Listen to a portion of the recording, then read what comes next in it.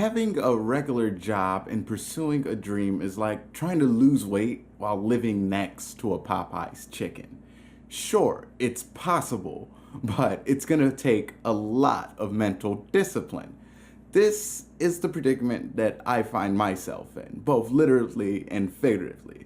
I am an actor in Los Angeles, and it's always been my dream to be out here and act, but I also pay rent in Los Angeles. And dreams don't pay bills right now, but jobs do. But to keep my dream alive, I need to be available for auditions whenever they pop up, if they ever pop up. But anyways, what if I could have a job where I control when I work, where I can tailor my own schedule around my auditions? Well, an option does exist, and it's called ride sharing. And at the look of it, it looks good. The websites say that it pays up to $35 an hour, which is a little bit ridiculous, or is it? Well, I drove 40 hours on Lyft to find out how much do you really make driving with Lyft.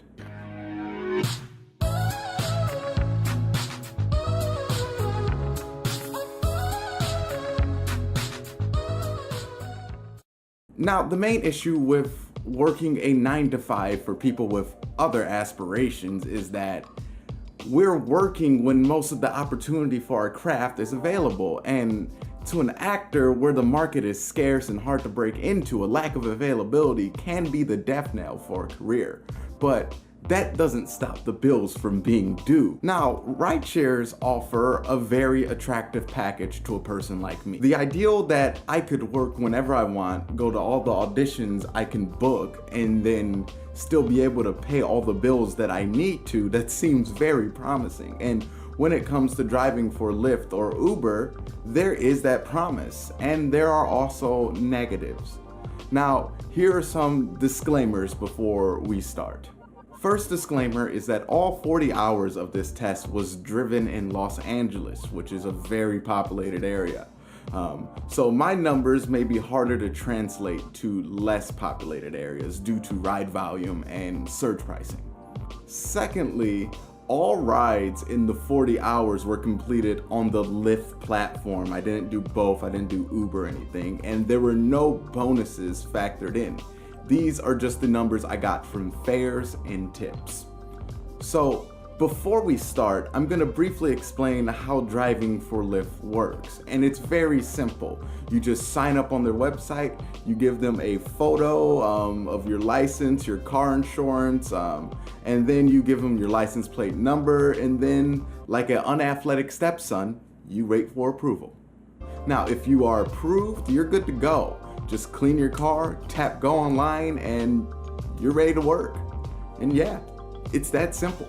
Sometimes I get asked, do you have to call Lyft or does Lyft tell you what your hours are? And no, it's simply as simple as I wake up, I decide I want to work, I get dressed, I turn on the app, and boom, I'm working. And when I want to be done, it's as simple as just turning off the app, and then I'm done. Now, there are hours that are better to drive than others, like surge hours, which inflate prices of a fare by a percentage. Now, these surges can range from 25% to 600% and can get even higher. So a surge can turn a $3.50 base 1 mile ride into an $18 ride, even though it's the same length. And as a driver, this gives you a tremendous incentive to go out there. And it also gives the rider a tremendous incentive to be a douchebag, because they're gonna be pissed off when it's a high surge. And for a good reason, but still, they're gonna be pissed off. And those are the basics for driving with Lyft. Now, what I'm gonna do is I'm gonna break into more of the math of the experiment. And to do this, I did a little bit of an animation, so here we go. So I drove 40 hours and did a total of 75 rides, which is about 2 rides per hour. On an 8-hour day, that would be around 15 rides. Now, in that 40-hour work week, I took home exactly $662.12. That's not bad. That's certainly not $35 an hour, but it is a little bit over $16 an hour, which in LA is $4 more than the minimum wage. Now, let's expand these numbers by using the 40-hour work week as a sample size, and we can estimate that I would have made $2,648 a month and made $31,776 a year, which is not NBA money, but it's enough to pay rent. And remember, this is without bonuses. So I know what you're asking. What will gas cost you? Well, on average, you'll drive about 8 hours, and in that 8-hour day, you'll drive about 104 miles. But those are just the miles that you get paid for. Those don't include miles spent going home or driving to a target. So we're gonna add about 20 miles just to be safe, and that will bring us to about 124 miles. If you multiply that by 5, that gets us to 620 miles per week, which is around 2 full tanks of gas, depending on your car's fuel efficiency. Now, the average price of gas in LA is $4.30. Yes, $4.30. It is ridiculous out here. Now, as somebody who lives out here, I can say with confidence you generally can find gas that's around $3 a gallon. So we'll use that number, which brings gas to about $84 a week. Now, take that out of the $662 total, and now you're being paid a little bit less than $15 an hour, which is not bad at all, depending on your options, of course. So those are some of the numbers and some of the positives, but what are the negatives? Well, the first negative is that you're gonna be putting a lot of miles on your car. And I mean, on average, you can put close to 30,000 miles on your car per year, which will add up in maintenance fees. Now, you can rent a car through Lyft and Uber and not have to pay the monthly payments on the rental car as long as you give somewhere around 75, some cars are 85 rides a week.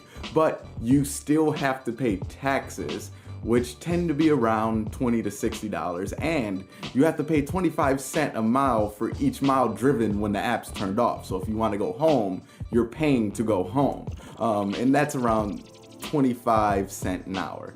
Also, this can be very, very exhausting. If you're not somebody who can drive in traffic for a long time, this isn't for you because that's all you're gonna be doing, and it can drive you crazy. Another thing is that you're an independent contractor, so you're on your own.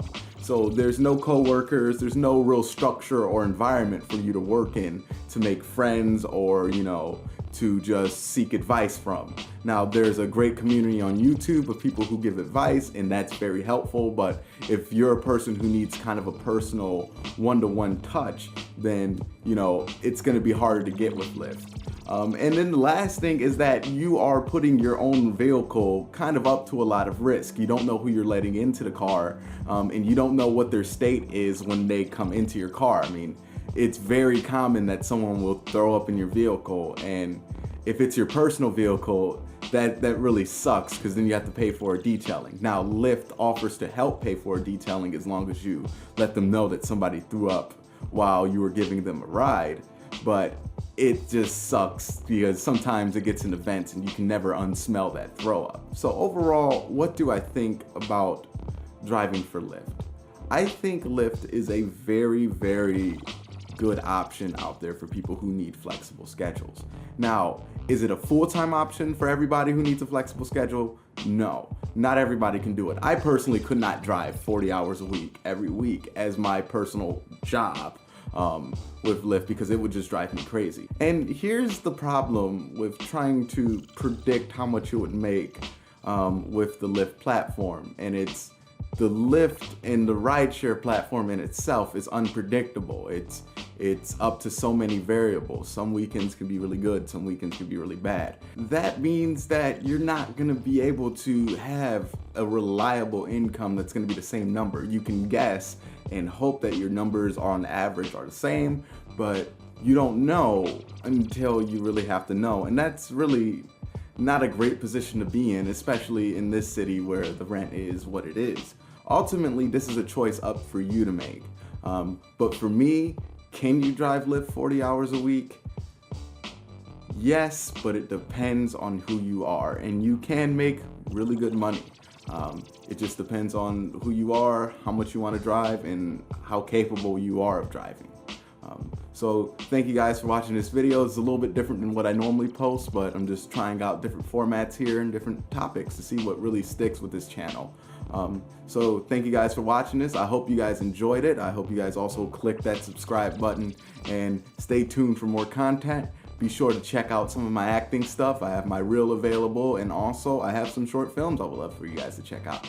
So again, thank you guys for watching. My name's Quincy Carrier, and have a great day.